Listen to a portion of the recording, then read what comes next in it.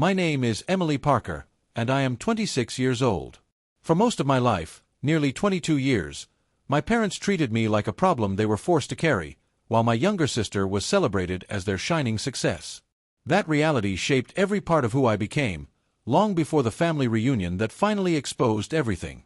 I grew up in a home where staying quiet was safer than speaking, where simply existing felt like an inconvenience everyone endured but no one truly accepted.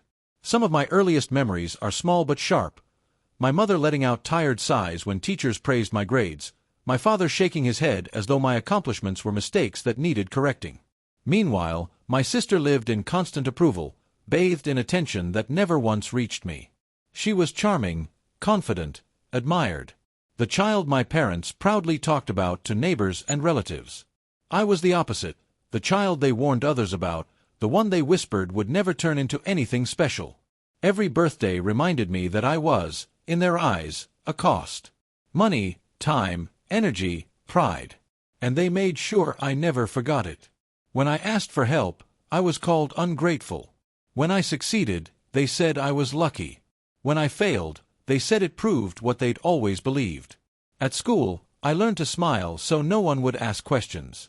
At home, I learned to make myself smaller so I wouldn't draw attention.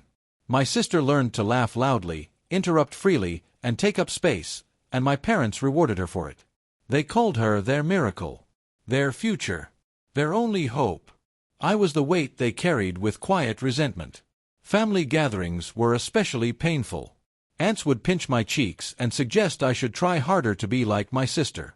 Uncles joked that I was too quiet, too serious, too difficult.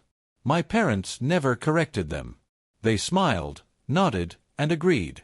By the time I reached my teenage years, the word burden wasn't just something my parents said, it was something I believed. I worked harder than everyone else because I felt like I had to earn the right to exist. I picked up extra shifts, saved every dollar, paid my own way whenever possible. I kept telling myself that one day, they would see me differently. They never did. When I got into college with a partial scholarship, my father warned me not to embarrass the family by failing. When my sister dropped out, twice, they paid her tuition again and praised her for finding herself. When I graduated, they skipped the ceremony because my sister had another event to attend. When I moved out, there were no hugs. Only reminders to take all my boxes so I wouldn't leave a mess. Still, I carried every word they had ever said to me. Every insult. Every dismissive laugh. I stored them away quietly, like evidence I never expected to use. Then came the family reunion. It was supposed to be a joyful event. Relatives traveling from out of state, a rented banquet hall decorated with string lights, long tables filled with food, voices, and laughter. I considered skipping it. Something deep inside me warned that it would hurt.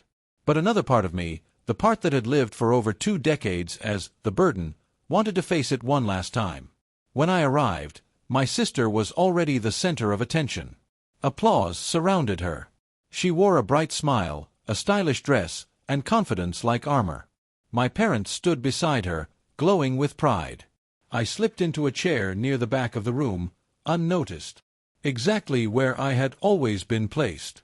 After dinner, speeches began. Glasses clinked. Laughter echoed. Then my father stood up and tapped the microphone. The room slowly fell silent. He smiled, the familiar smile that never reached his eyes when he looked at me. He spoke about family, about legacy, about pride. And then, clearly and without hesitation, he said it. We only have one daughter we're proud of. My sister laughed. Not nervously. Not uncomfortably. She laughed like it was a joke everyone should enjoy. A few awkward chuckles followed. Then silence. Something inside me broke, not loudly, not dramatically, but completely. In that moment, the words that had defined my entire life were spoken out loud for everyone to hear. For 22 years, my parents had treated me like a burden while my sister was their golden child.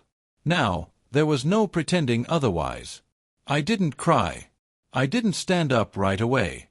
Instead, I remembered the nights I recorded voice notes on my phone just to stay sane.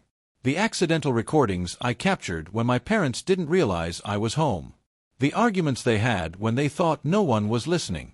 I remembered why I had kept them. I stayed seated, heart pounding, while my father continued speaking, completely unaware that his version of the story was about to end. Around me, relatives avoided my eyes. Some looked uncomfortable. Others looked curious. My sister leaned back, smug and satisfied, enjoying the moment. She had no idea what was coming. I stood up slowly. My legs trembled, but my posture stayed straight. For the first time that night, the room truly noticed me. The microphone screeched softly as I walked toward the projector table, each step echoing louder than my heartbeat. My father stopped mid-sentence, confused and irritated, as if I were interrupting something important. In his mind, I always was. My sister rolled her eyes, still smiling, convinced this would be just another awkward moment she could laugh off.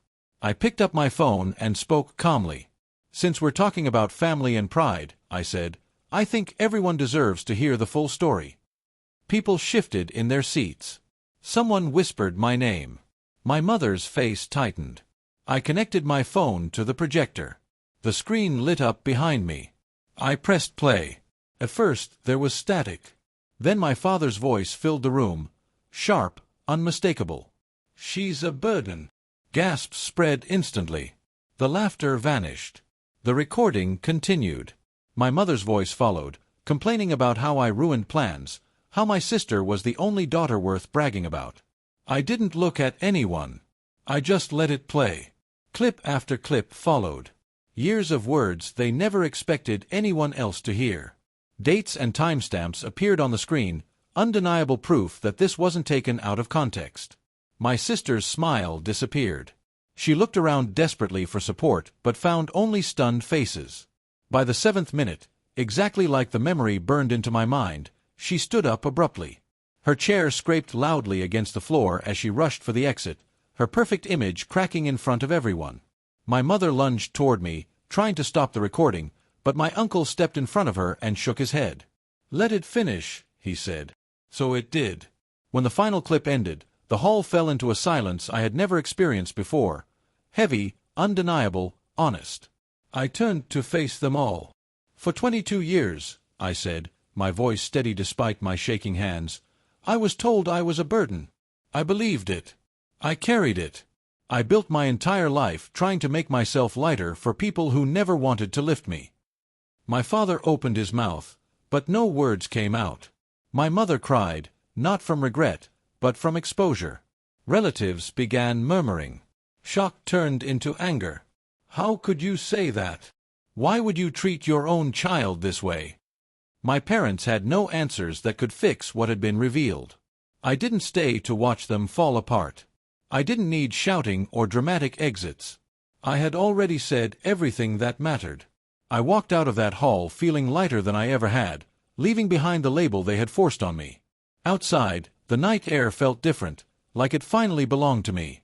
In the weeks that followed, everything changed. Relatives reached out. Some apologized for not seeing it sooner. Others thanked me for saying what they never had the courage to confront. My parents tried to call, tried to explain, tried to rewrite the past. But the recordings existed now. The truth existed, and I no longer needed their approval to validate my pain or my worth. That night taught me something powerful. Being called a burden doesn't make you one. Carrying silence does. And when you finally put it down, everything changes. If this story moved you, if you believe that standing up for yourself matters even when it's terrifying, don't forget to subscribe, because stories like mine remind us that the truth, once spoken, can finally set you free.